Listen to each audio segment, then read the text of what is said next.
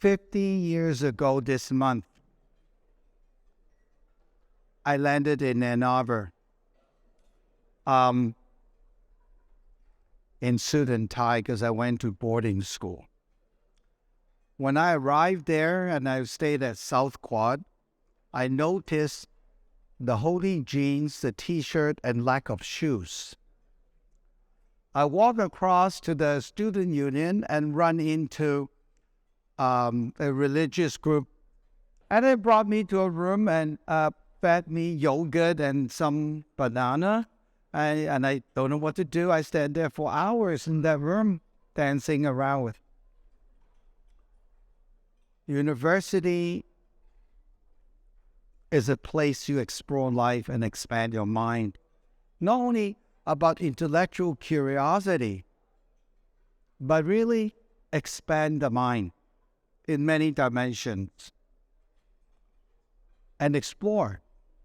And of course, I'm sure you will agree, afterwards, all is left is good memories. Good memories. And I'm sure you go popping, but be careful because you're not the same, although you want to be the same when you're in university.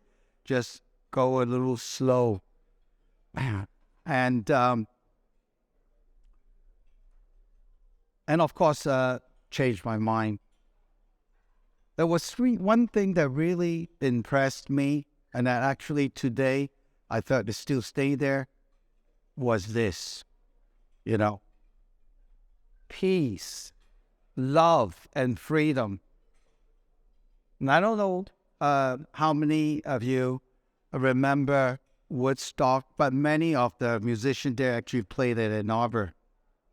And it was really great because considered as a bit of nowhere, it is really a cultural hub as well.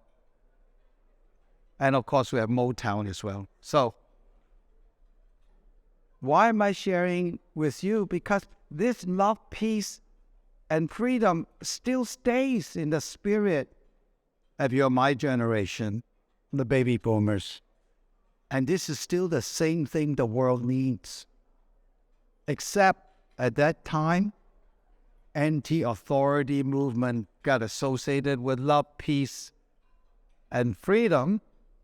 But we know that we are the authority here. We can still go after love, peace, and freedom because it's still true. But we're no longer kids and we're not stoned. Anyway, President's Center has set my agenda. Books are there. COVID sobers us up to think about life, almost as impactful as university, right? We have to sit there and reflect all the things, even in university, of what life is. And what I've found in COVID is life is everything. Life is everything. Earth is life. The universe is life. We're in a system. Because I'm an engineer. We live in a system of life. And we cannot be well until the whole life system is well. So personal life well-being cannot exist without Earth well-being. And that changes me a lot. I become an avid writer because the center I used to study sustainability, I used to commission research. And during the COVID, I started writing books myself. So every year I'm committed to write 2 books because I'm an industrialist. I know how to make the process a supply chain. So this is a very important time. We are going through, for sure, an era change. The industrial era where we want to find a machine doing our work of production has now arrived in OpenAI. What would we want to do? We'll do this new era where we're enabled by this fantastic technology called OpenAI. Do not look as a disruption. Look at it as an enabler. Look at it as an opportunity, possibility of what we can be as humanity in the future. Now we have a common challenge, which is sustainability. And that's no different from well-being. and world's going global.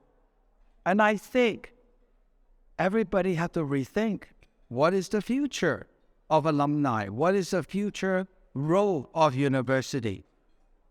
One thing I know, and you will read in the book, Singapore have a special role because Singapore is small and probably there's as much non-Singaporean in Singapore. So Singapore can only be great because they cannot think big.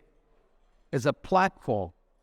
And as the economy moving east, Singapore plays a very important role as exchange square in every aspect. Culture, finance, trade, everything.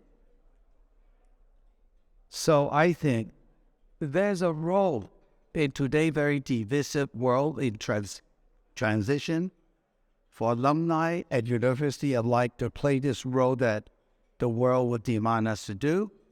And earlier I talked about building bridges. We need commonality to solve common challenge. And I think a more neutral party that seeks life, that seeks intellectual curiosity and expansion, together with alumni, which is now the authority, can do something about it. Beyond just academic world, we all have a common challenge and responsibility to create a new era, and that need a neutral party to bridge, especially between East and West. So I hope that you enjoy the book. A practicing businessman try to write an economic book, especially a normative economic book. But there are other couple books outside, if you like to pick them up, and they talk about leadership, and they talk about the arrival of new era. So I hope that you enjoy it, and think about COVID has changed us. What is our new role in creating this globalized humanity amidst the challenge of well-being and sustainability? Thank you.